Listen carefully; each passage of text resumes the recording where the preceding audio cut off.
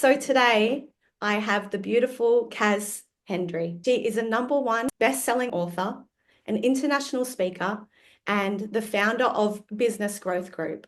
So thank you so much, Kaz, for joining me here and taking the time out for me. And I'm just can't wait to learn about you today. Pleasure, Jen. It's nothing that I would rather do than hang with you this afternoon. Thank you.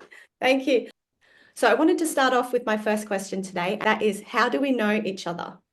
For Okay, everyone to know. yeah, well, we share the same surname. So, Not yet, not yet. I haven't actually changed my last name yet. oh, really? Yeah. Jen, no, only joking. You're my sister-in-law and married to my amazing little brother, Andrew, who I believe you just did an interview with him. I wanted to know how you became an international speaker. Have you always been a confident speaker? If not, how did you get to that place you are today? What motivated you? Actually, it was really good because I hadn't actually thought about, and you actually challenged me to think about what started my journey, Okay. because I thought it was because of business, but it's not. It started way earlier than that. And so when I was at primary school, Yeah. I was really good at reading. It's my super skill. Yeah. And so my first memory of public speaking is reading aloud in the classroom. And I got praised for it a lot. And I was often chosen to read things out loud at school for things like assemblies, or I went to Catholic school, so doing readings at maths, I should say, not math. And so it's kind of like my own personal Oprah Winfrey moment. One of the things that Oprah talks about is she talks about when she read this book called Honestly, Katie John, which I'm sure you're way too young to remember that book, Jen. I haven't heard of it, so now I'm going to look it up. Okay. And she read it, and a teacher said to her one day, "Oh, I know you. You're the girl who reads and turns in work early." And she said, it's such a simple thing, but for her, it was a life-changing moment, because it's where she realized if she worked hard, people would remember her and value what she did. And she talks about it being one of her proudest and most defining moments. So, and it sort of comes around, like we always talk about the negative experiences that shape our identity, Yeah. but this was a really positive experience that shaped her identity. And so for me, I became known as the girl who was good at public speaking. And so I kept doing it because I got positive attention for it. Okay. As you know, I'm not the largest girl in the world either. I'm very petite. Mm. So when it came to business, I actually struggled for credibility for a long, long time.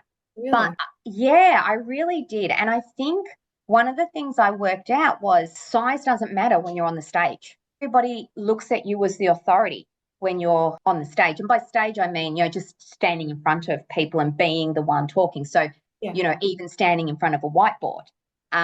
If I was doing that, then size didn't matter. You ask if I was always confident. No, right? So obviously, as I kept speaking, the gigs got bigger and bigger. It wasn't just reading out the reading at math. And something that it's not a nice story, but I share it because I know how hard some people find public speaking, and it gives people hope. Not only was I not confident, I remember one particular gig that I had where I was so nervous, I literally had diarrhea before Oh the my God. presentation. Oh my God. So it takes shitting myself to a whole new level, right? Yeah. And I remember asking myself, why do I keep doing this? Why do I put myself in this position? Because it was really scary. Yeah. But because it was so scary, I knew it would give me an edge in business because most people didn't do it. And something that, I was talking to you about recently, Yeah. fearless doesn't mean not being scared, right? I think that by definition, if you don't find it scary, then if you do it, how are you being fearless? It's just normal. You might be being other things, but unless it's something that you are scared of, then you're not fearless unless it's a little bit scary. So I don't know if that quite makes sense. It's not No, something I've thought.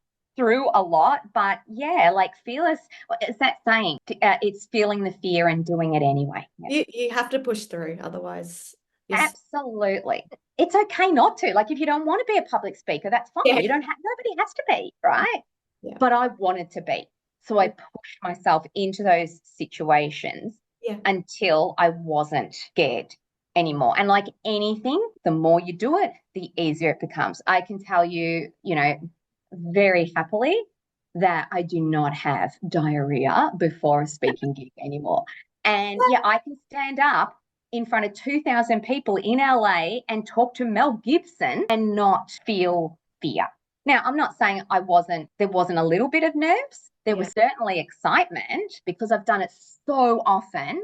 It's it's not scary for me anymore at all. I love that. Do you have any tips for people who are looking at becoming better speakers, for example, like myself, in public settings? How do you overcome nerves and anxiety? And how long did it take you to become more comfortable in speaking? Okay, really, really good question. And absolutely, I have maps, but if I have to narrow them down, Yeah, first of all, it is doing what you are doing right now, yeah, pushing yourself out of your comfort zone and doing it, right? Because it's only hard until it isn't. yeah, So, it's only going to be hard the first however many times. And after a while, you become so practiced at it. Like Shay, right? yeah, Shay's just learning to walk at the moment. yeah. But she's not perfect at it yet, is she? No. You go, oh, damn it, girl, get yourself together. You should be able to do this by now. Practice. One day she'll be sprinting. She has to start walking. She has to try to walk. You guys have to get her to start walking before she can become accomplished. So, The more you work at it, the better you'll get at it. yeah. And yeah, practice makes perfect, really, isn't it? Yeah. I will remember when you showed me how to curl my hair, right? Yeah, how are you going with that? It's But you just went because you'd practice. And what did you tell me I needed to do? practice. Practice. Right. Yeah. So I think, just putting yourself out there and doing it, that's the best way you can do it. And being okay with the fact that when you first do it, you're not going to be straight away going to be able to go, oh, I'm not nervous or I'm not anxious. It's part of caring about what it is that you're doing. Yeah. The other thing is preparation. Yeah. One of the things that people often say to me, I get this all the time. They say, oh, you're so lucky. You can just get up and talk about anything, or you can just get up on stage and talk. Yeah. I'm like, I would never do that. That'd be really disrespectful to my audience. Yeah. Yeah. If somebody's asked me to come and speak to their audience, Yeah. I prepare and I practice, I rehearse, right? Even now, if I'm speaking to people, I have notes at most of my gigs. I do lose my place. I'm a shiny objects person. I start thinking about something else. So for the sake of the audience, I will have notes. And sometimes I'll say to them, these notes are for you. Yeah. Yeah. Because if you want to get out of here before dinner. Yeah. So preparation is key, rehearsing. It also depends on what I'm going to get out of it, right? Yeah. So, or what people are going to get out of it. I always try and make sure that my preparation is commensurate with the value and with the effort, right? You always want to have in life what I call, we've all heard of reward on investment. I believe you also need to have reward on effort. And I talk about that a lot with my business clients. So if it's something where another example, I barely rehearsed interviewing Mel Gibson in LA, right? Okay. Because it was a great opportunity and I loved doing it, but it wasn't really going to enhance my business or my life that much, right? Versus if I was doing, say, a keynote presentation for a group of women in business for the Maroondah Council out here, spend more time practicing and rehearsing for that because I want clients as a result. But no matter what, I always want to give value. That's the top thing that I have whenever I'm speaking is it's not about what the outcome is to deliver the most value that I possibly can to the most people I possibly can. Yeah. So if I can I want to tick that off. So I will rehearse as long as it's needed to make sure I can feel confident I'm going to go out there and add value.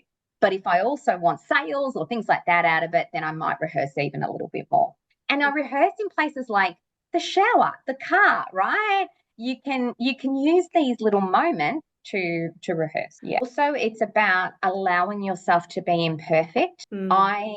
I think that makes you more relatable. You do not want to get up on a stage and be perfectly polished, because then people don't relate to you. That you've got to have some spontaneity. You have to show your personality. Otherwise, the people that you're sharing, they won't know that they can do it too. Yeah. So, you want people to go, okay, this is a person just like me teaching me this. So therefore, I can do it as well. It's why I share the diarrhea story. Yeah, exactly. Yeah.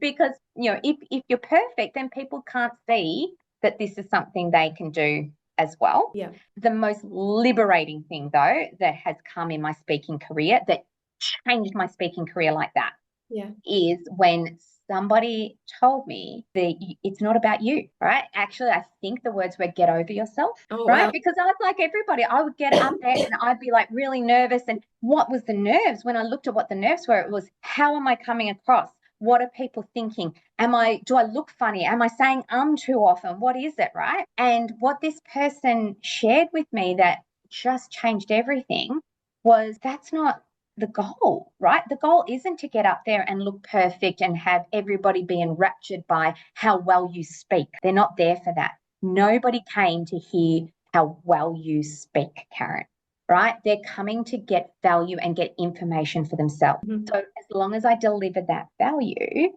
then it doesn't matter how I come across. It's not about me, it's about them. Yeah. Right. And so by flipping it and making it about them, that changed. I stopped being nervous after that, because I knew I could deliver value, because I prepared. Right? Yeah, I prepped, prepared. Yeah. right? And I knew my audience and I knew my content. So that made it a lot easier to be able to get out there and then speak. And knowing too that nobody, because my intention used to be, I want every single person in this audience to get value. Okay. Now my intention is, hey, if 80% of people in this audience get value, I've done my job. Because even the best speakers in the world get people asking for refunds. So I was setting myself up to fail. So if you can set your expectation, I'm not going to have everybody in the audience love what I say. So I'll just shoot for 80. 80% is a pretty good success rate. Absolutely. They're probably my best tip. They're amazing tips, and I'm writing them down as as you speak, and I'm taking them all on. That's definitely something that I am working on, the preparation. I do want to rehearse more to get better at their introductions, because how many times did I introduce you? Maybe 3 or 4 times. So I can't remember, because it wasn't about me, Jen. I remember. it's being polite. So thank you. I really appreciate those tips. And I hope that anyone listening, it could help other people as well. And I should mention, preparing and practicing, boring AF, right? It is boring. I'm not sure if I told you, but my biggest insecurity is my speaking or just communicating. And I do want my biggest achievement eventually to be communicating and a better speaker. So that's what I'm walking towards and leading forward with. So I love that. And at the same time, see, you're giving that gift to yourself, and it's not easy. You get nervous, you get stressed, right? It's not easy. But what you're showing is other women who feel the same way. And guess what? Most women are terrified of public speaking. So, and communication helps us in any area of our life. So you're doing it, but you're also helping other people as well to be able to do it. So, yeah, you.